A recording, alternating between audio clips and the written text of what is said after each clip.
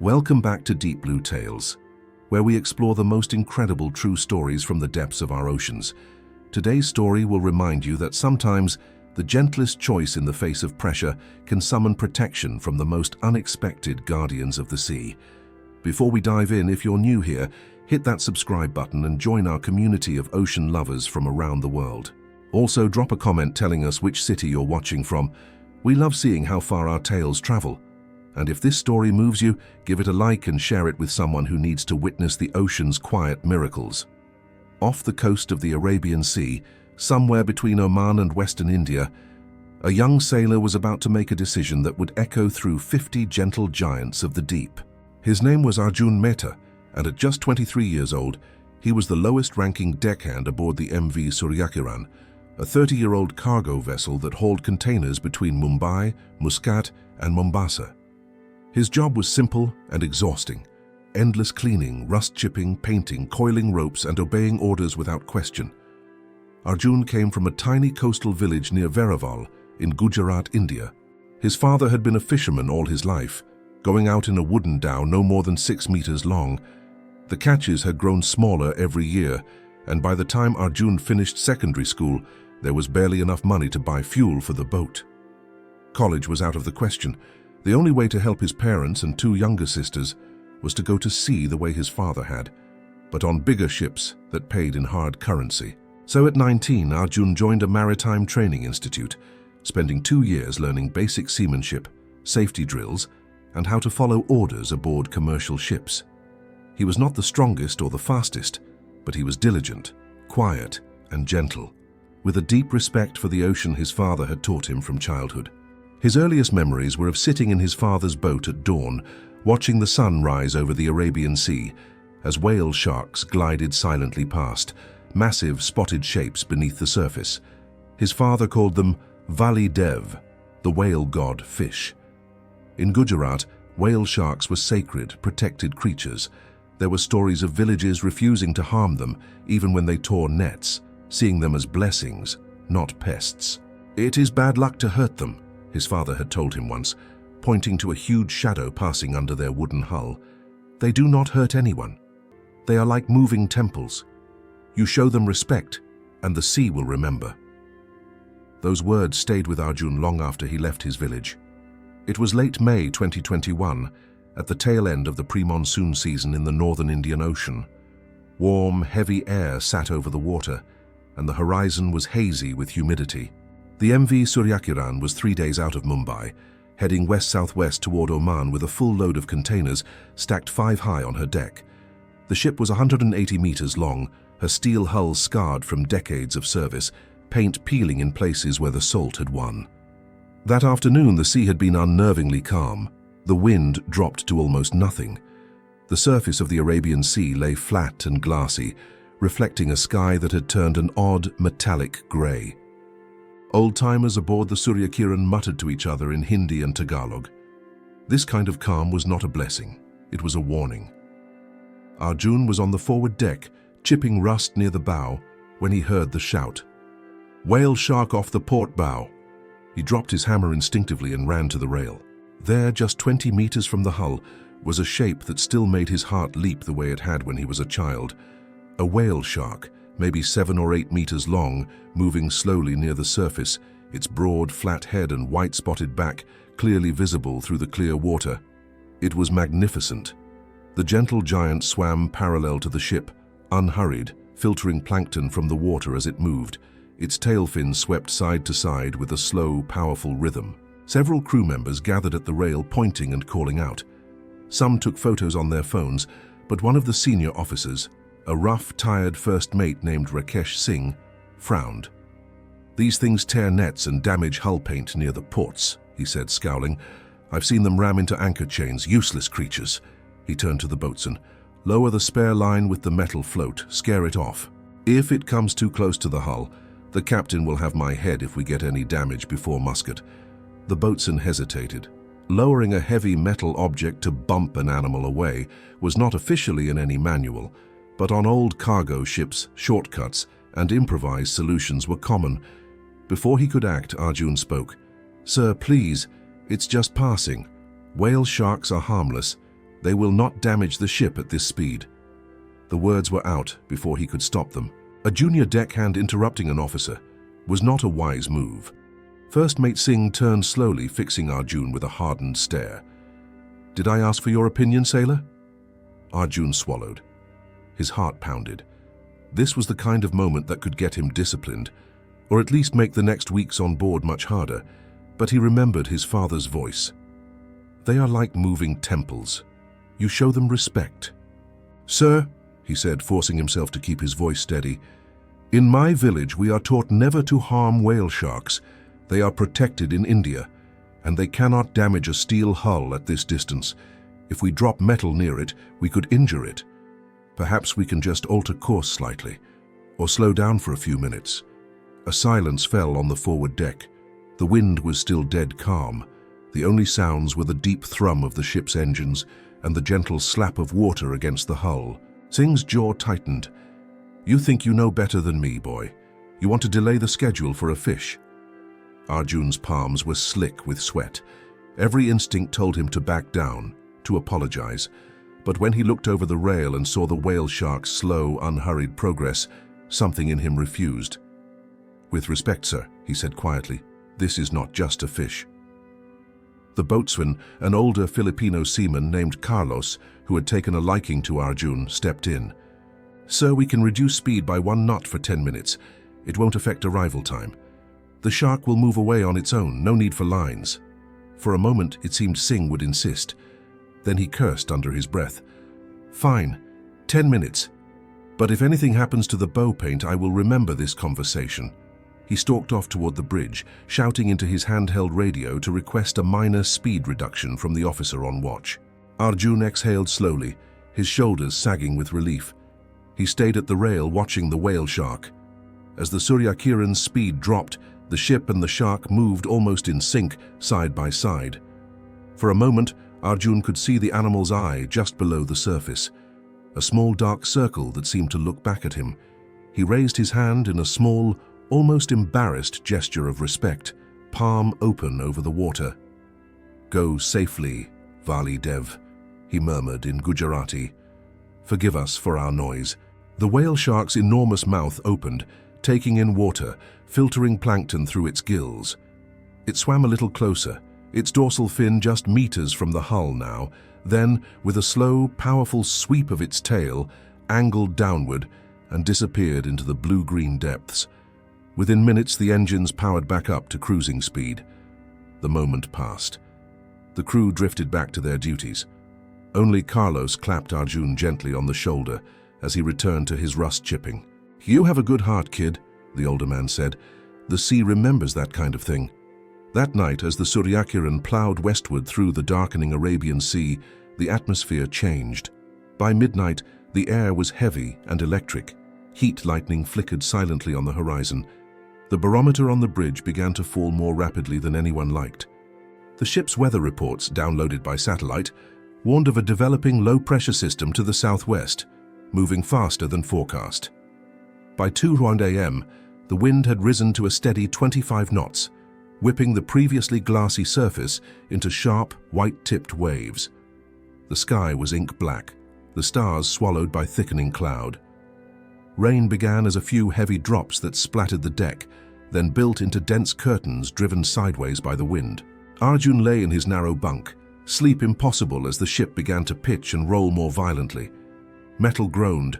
Containers creaked against each other. Somewhere above, something heavy crashed and skidded. The intercom crackled with terse Hindi and English commands. "All hands stand by, secure all loose gear. Storm conditions expected within the hour." By 3:15 a.m., the Suryakiran was in the grip of a monsoon storm. Waves rose to 6 meters, then 8, smashing against the bow with thunderous force.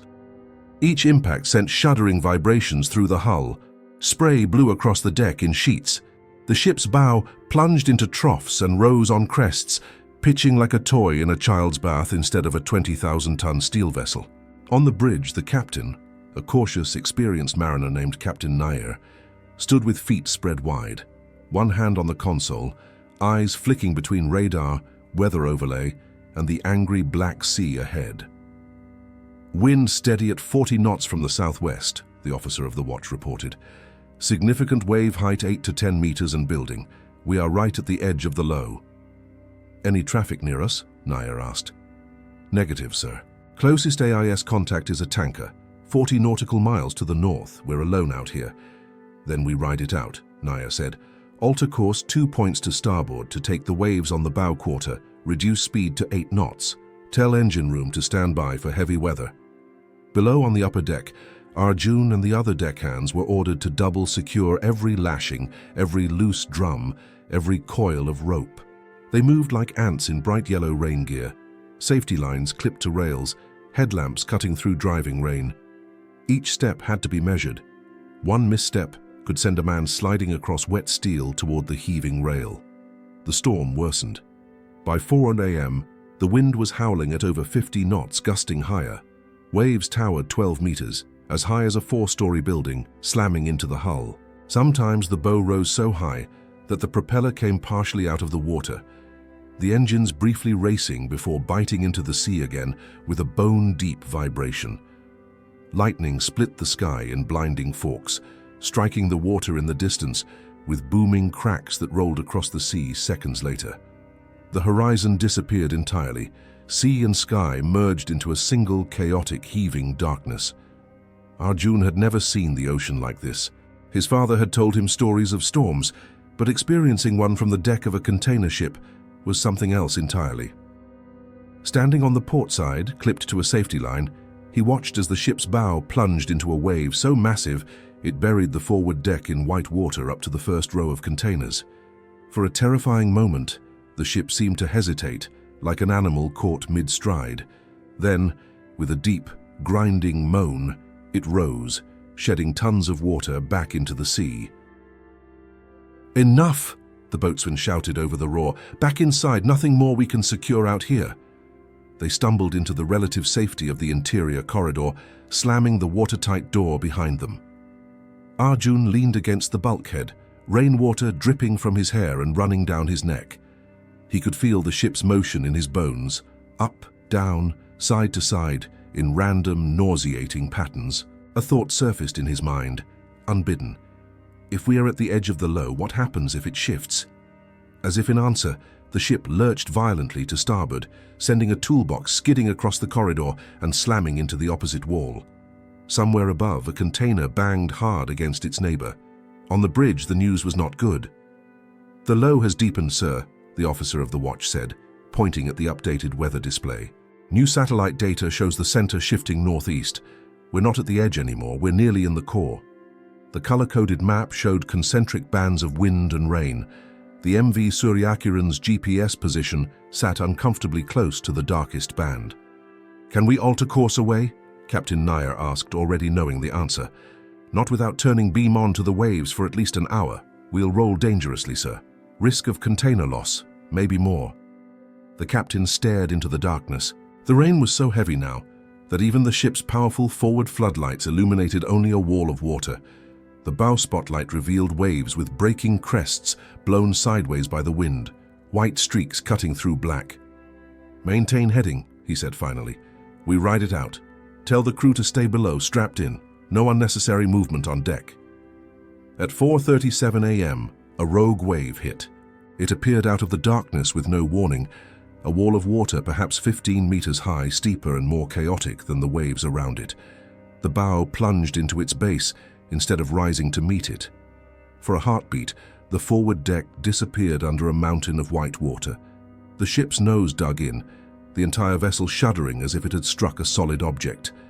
In the engine room, alarms rang as the propeller cavitated wildly. On the bridge, loose items flew from shelves.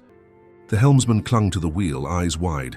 Then the wave lifted the bow with terrifying force. The ship climbed, then hung for a moment at the top of the crest, pitched down into the void beyond. She fell. Containers groaned, metal screamed. The bow crashed into the trough with a sound like a bomb.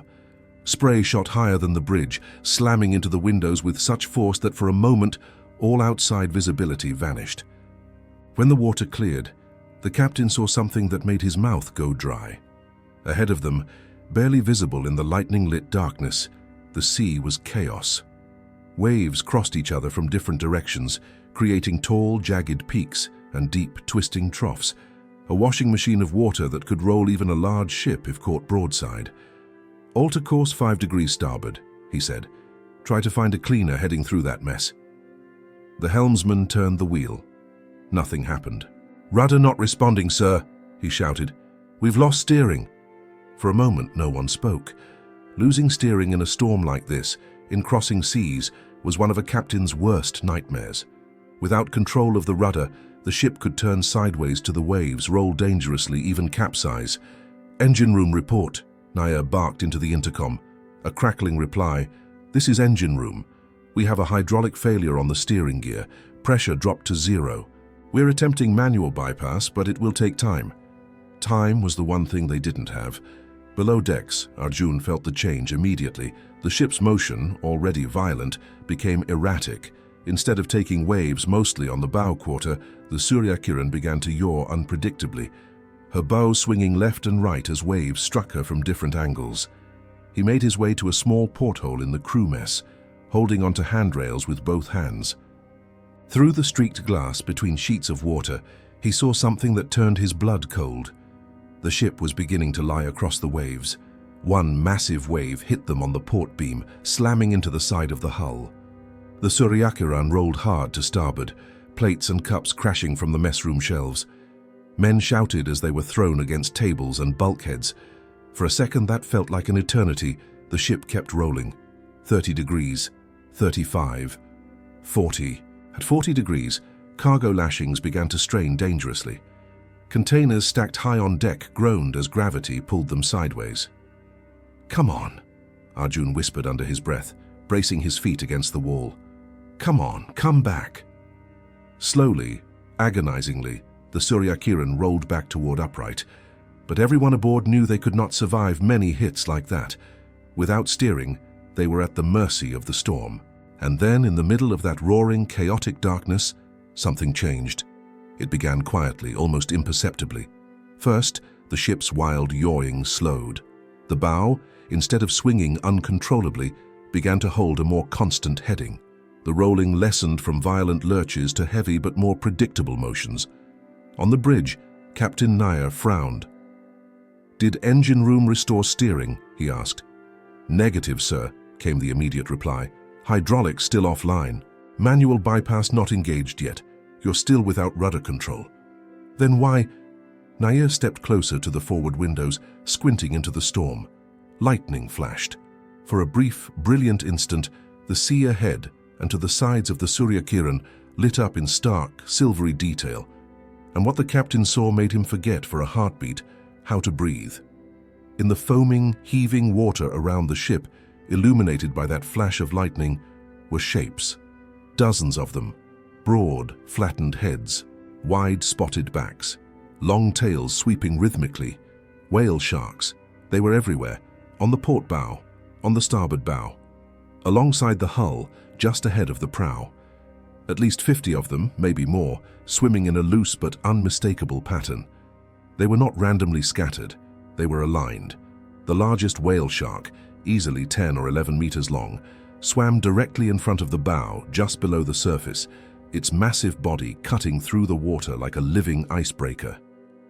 On either side, staggered in a gentle V-shaped formation, swam others, their bodies creating smoother paths through the chaotic waves.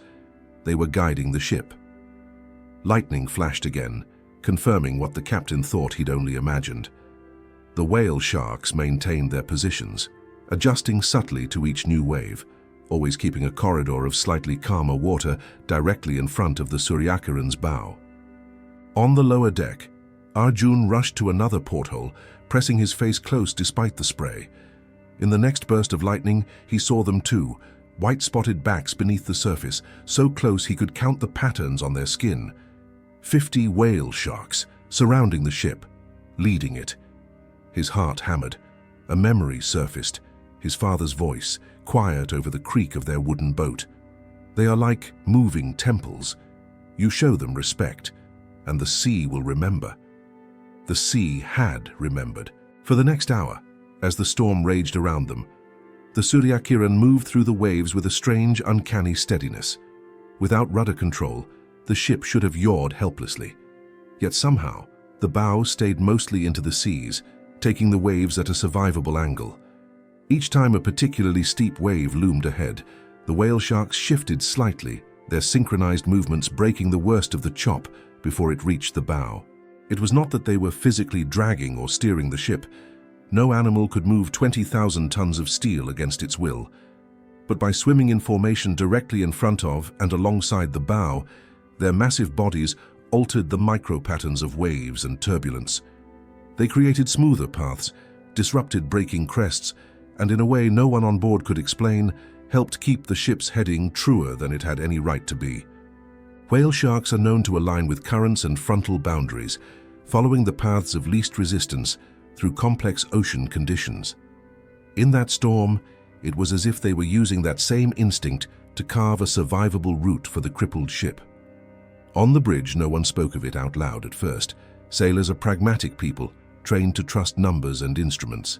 But as the minutes stretched into an hour and then two, and the ship continued to ride the seas without capsizing, every person who glanced out into the storm saw the same thing.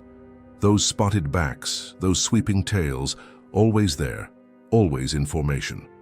At 6:12 a.m., the first light of dawn began to seep into the sky. The worst of the storm passed as the core of the low moved northeast, leaving behind heavy rain and large but more regular waves. The wind dropped gradually to 30 knots, then 20. The Suryakiran was battered but still afloat. No containers lost, no crew injured. "Engine room, status," Captain Nair asked hoarsely. "Manual bypass engaged, sir," came the reply. "We have limited steering restored." "Very good. Take us 10 degrees to starboard slowly. I want to test control." The helmsman turned the wheel. This time the ship responded, her bow swinging obediently to the new heading. Outside in the growing grey light, the whale sharks began to drift away. One by one, the massive, gentle shapes peeled off from their positions near the bow and slid deeper into the water. The largest one, the one that had held the central position directly in front of the ship, swam closer for a moment, its broad head just below the surface. From the bridge, Arjun, who had been allowed up to witness the miracle, pressed his hand against the glass. For a brief instant, it felt as if the whale shark was looking back. Then, with a slow, powerful flick of its tail, it turned away and disappeared into the depths, following its companions into the vast, healing blue. The storm was not over yet, but the deadly part, the part where a ship without steering in confused seas could have turned broadside and rolled, was behind them. On the bridge, the captain let out a long, shaky breath. "No one will believe this," the officer of the watch murmured. "They will if we tell it right," Captain Nair said quietly. "And even if they do not, we will remember. All of us." He turned to Arjun.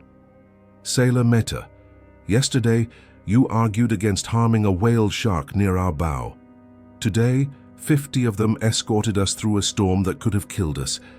I do not know what I believe about the sea remembering things, but I know this. I will never allow harm to come to one of those creatures from my ship again." Arjun swallowed hard, emotion tightening his throat. "Sir, I didn't do anything special. I just asked." "Sometimes," the captain said, "that is all it takes." The storm continued to diminish throughout the morning. By 10 a.m., the Arabian Sea, though still heavy with swell, had calmed enough for the crew to venture onto the deck and assess damage. Remarkably, there was little to find. Some paint scraped from the bow, a few loose lashings that needed retightening. One antenna bent at an angle, but no lost containers, no structural damage, no injuries. It was, by all accounts, a miracle. The captain ordered a full inspection and filed his incident report via satellite email to the shipping company. In the report, he documented the hydraulic steering failure, the storm conditions, the repairs made at sea. And then, in a section marked Additional Observations, he wrote something that would raise eyebrows in the company's operations office in Mumbai. During the period of steering failure in storm conditions, the vessel was accompanied by an estimated 50 whale sharks swimming in formation around the bow, Their presence appeared to assist in maintaining vessel heading through confused seas until steering was restored. Crew morale significantly improved by this phenomenon. No harm was done to any marine life during this voyage. He hesitated before sending it, knowing how it would sound. Then he clicked send anyway. Some things needed to be on record, believable or not. Down in the crew quarters, Arjun sat on his bunk, still processing what he had witnessed. Carlos, the Filipino boatswain, found him there. "You okay, kid?" the older man asked, sitting down heavily on the opposite bunk. Arjun nodded slowly. "Carlos, did that really happen? The whale sharks, guiding us?" Carlos was quiet for a long moment. "I've been at sea for 32 years, he said finally. "I've seen things I can't explain.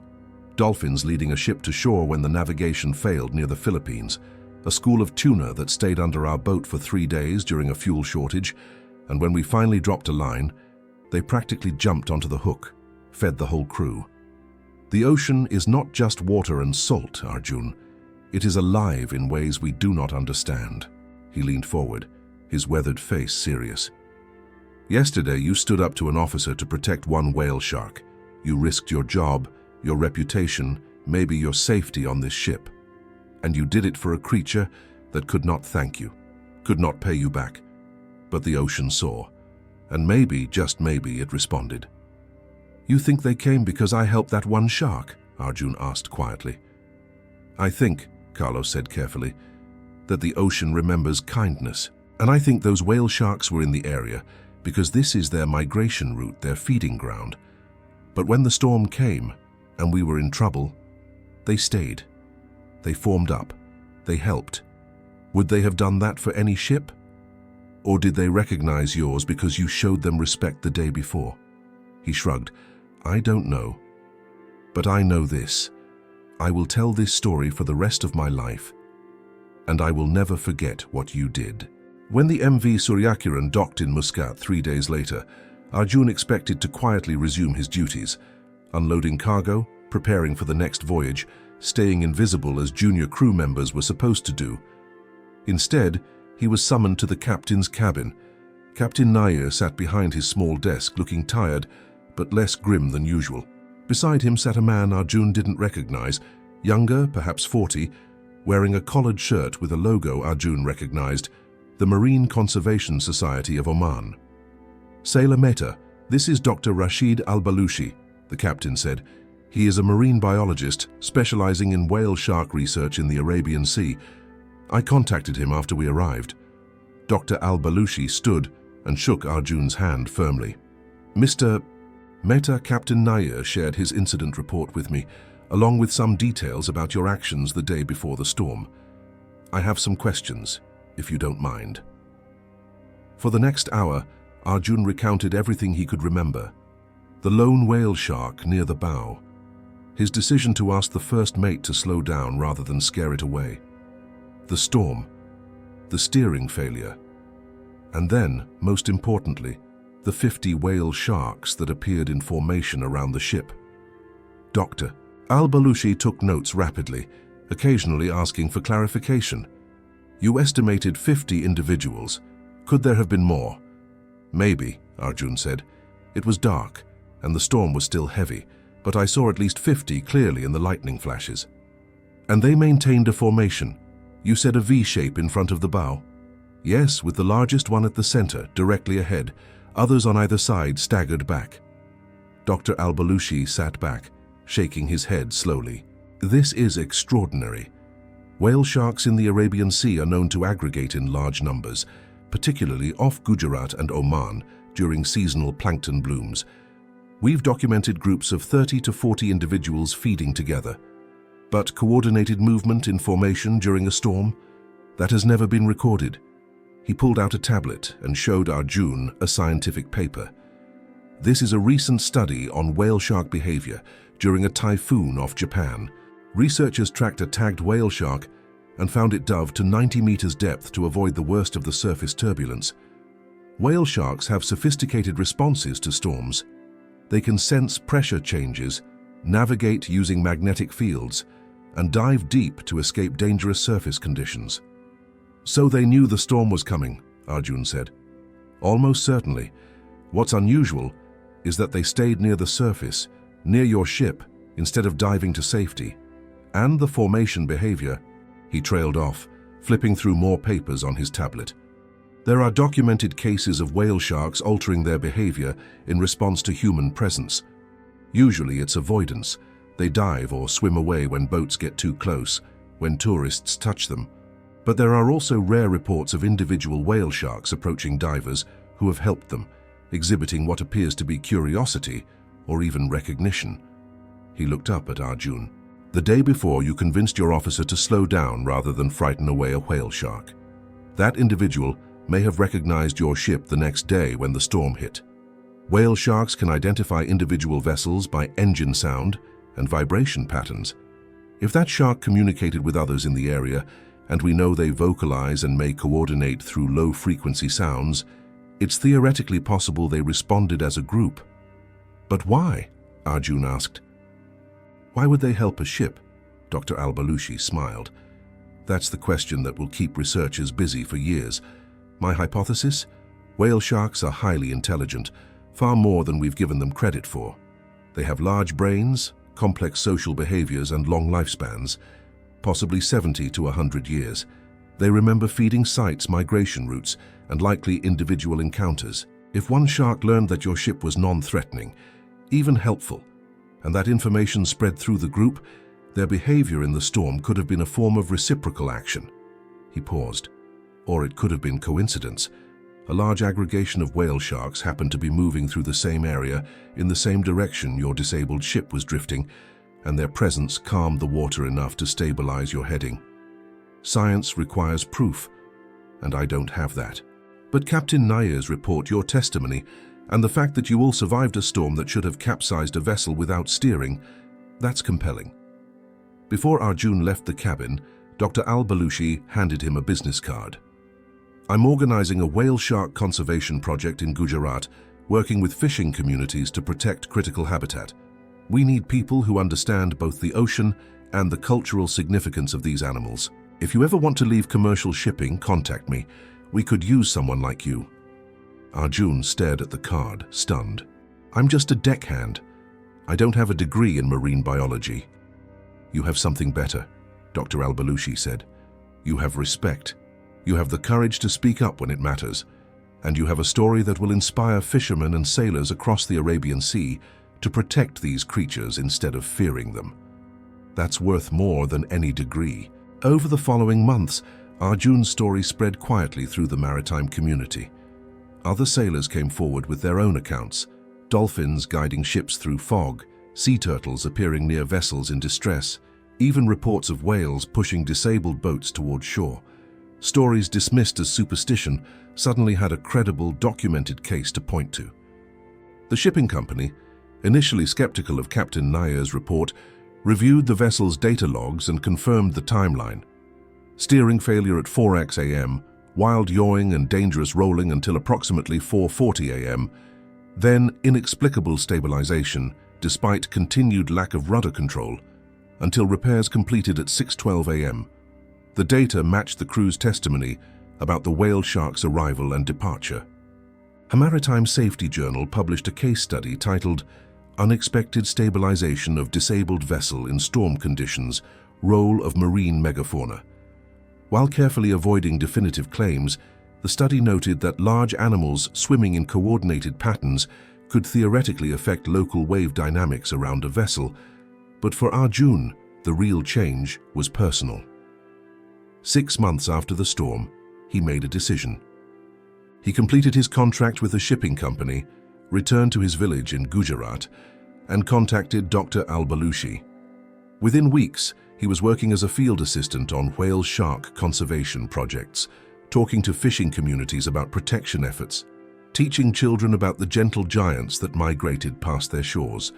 His father, who had spent his entire life fishing in a wooden dhow, accompanied Arjun on his first research trip. They took a small boat out to a known whale shark aggregation site off Vhali. When a massive spotted shape glided beneath their hull, the old man placed his hand on Arjun's shoulder. "I told you," he said softly, "they are like moving temples. and the sea remembers. Arjun thought about that storm, about 50 whale sharks in perfect formation, about the moment he chose to speak up for a creature that couldn't speak for itself. He thought about how one small act of refusal, refusing to harm, refusing to stay silent, had somehow echoed through the vast, mysterious ocean and returned as salvation when he needed it most. "Yes," Arjun said, watching the whale shark disappear into the blue. "The sea remembers." 3 years later, Arjun was invited to speak at an international marine conservation conference in Dubai. He stood before an audience of scientists, policymakers, and conservationists and told his story. He showed photographs of whale sharks in the Arabian Sea, explained their migration patterns, and described the cultural significance they held in Gujarat fishing communities. But the part that resonated most was when he described that night aboard the MV Suryakiran, the steering failure, the terror, the formation of 50 whale sharks appearing out of the darkness like guardians. "I cannot prove they came to help us," Arjun said. "I cannot prove that protecting one whale shark the day before had anything to do with 50 appearing the next morning. Science deals in evidence, and I respect that. But I can tell you what I know in my heart. The ocean is not a dead thing. It is full of minds, memories, and connections we are only beginning to understand." He paused, looking out at the audience. "When we treat the ocean and its creatures with respect, when we make the harder choice to protect instead of harm, something changes. Maybe not in ways we can measure, maybe not in ways we can predict, but it changes. And sometimes, when we need it most, that respect comes back to us." The audience rose in a standing ovation, but Arjun's eyes were on the back row, where an elderly Gujarati fisherman sat, his father who had traveled to Dubai to watch his son speak to the world about the lessons learned in a wooden dhow decades ago. After the conference, Arjun returned to Gujarat and continued his conservation work. He helped establish the first community-led whale shark protection zone in the Arabian Sea, working with fishing cooperatives to create sustainable ecotourism that valued the animals alive more than dead. He trained young people from coastal villages to become marine guides and researchers. And every year during the whale shark migration season, Arjun would take a small boat out to the feeding grounds and spend hours watching the gentle giants glide through the plankton-rich waters. Sometimes he would see one with a distinctive scar pattern, and he would wonder, was that one of the 50? Was that the large one that led the formation? He would never know for certain, but in his heart he believed. And he believed that somewhere in the vast Arabian Sea, those whale sharks remembered too, remembered the ship that slowed down instead of striking, the human who spoke up instead of staying silent, the night when 50 of them formed a living shield around fragile humans in a fragile vessel during a deadly storm. What can we learn from Arjun's story? It teaches us that the most profound acts of conservation don't always happen in laboratories or policy meetings. Sometimes they happen in a single moment of moral courage, when a young sailor with no authority, no money, and no guarantee of success chooses to speak up for a creature that cannot speak for itself. Arjun risked his job, his reputation, and his standing among the crew to protect one whale shark. That decision might have ended there, forgotten in the vastness of the ocean, but the sea, in its ancient and mysterious way, remembered. When that ship was at its most vulnerable, when steering failed and waves threatened to capsize it, 50 whale sharks appeared in formation and guided it through the deadliest part of the storm. Science tells us whale sharks can sense pressure changes, navigate using magnetic fields, and exhibit complex social behaviors. Research confirms they aggregate in large numbers in the Arabian Sea and can recognize individual vessels. But science cannot yet explain everything we witness in the ocean. The space between what we know and what we experience is where wonder lives, and where respect for the unknown becomes essential. The ocean is not just water and chemistry. It is a living community of intelligent beings who remember, communicate, and respond to how we treat them. Every piece of plastic we keep out of the water, every fishing practice we modify to reduce harm, every time we slow down instead of striking, every moment we choose compassion over convenience, the ocean remembers. And perhaps when we need it most, that memory becomes our salvation.